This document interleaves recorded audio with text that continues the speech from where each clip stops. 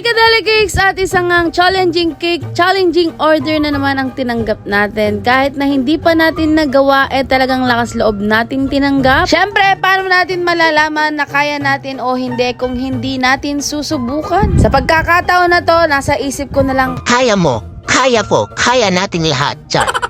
at nagawa ko pa ngang i-post to para makahingi ng lakas ng loob kay Idol Art Cake at buti na lang talaga na notice niya ako. Thank you, Art Cake! Salamat sa pagiging isa sa mga inspirasyon ko kaya ako nagpapatuloy. At habang unti-unti ko ngang nabubuo talagang siyang tunay, kinikilig ako mga mi. Alam niyo ba yung feeling na habang tinutuloy ko to talagang feeling ko parang sumasapi sa akin si Art Cake? Char.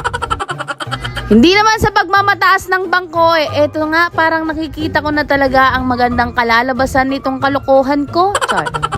Bago ko nga sinimulan to huminga ako ng malalim para naman makakuha ko ng magandang energy o magandang pulso.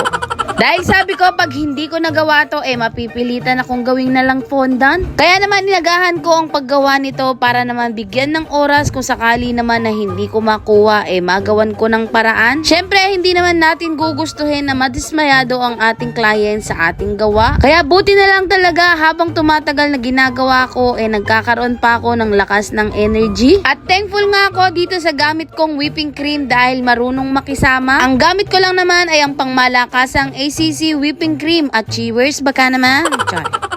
At sa mga oras na yan nasa mukha na ako ni Luffy. Kaya naman minabuti kong simulan dito sa kanyang bibig at buti na lang talaga nakisama ang aking pulso. Akala ko nung una mananaig ang aking ninig pero hindi nagtago ata. Char. Bigla nga ako naloka dahil hindi pala na-videohan kung paano ko nilagay yung mata at ilong. Ayun pa naman ang pinaka-exciting part. Char. At syempre, bago ko nga i-flex ang ating final look, ayan, lagay ko na ang frosting ng ating mga cupcakes. And yes, sa wakas, ito na nga ang ating final look ni Luffy. O diba, bongga, medyo kuha ko naman, diba? Char. At matapos nga, nilagay ko na rin siya dito sa ating paglalagyan. At ayan, napili rin ni client na photo toppers na lang yung sa cupcakes. Taas ang mga paa sa mga sang-ayon, nakamukha siya ni Luffy. And yes, thanks God at nairaos natin at nagawa natin ng maayos si Luffy. Yun lang, salamat!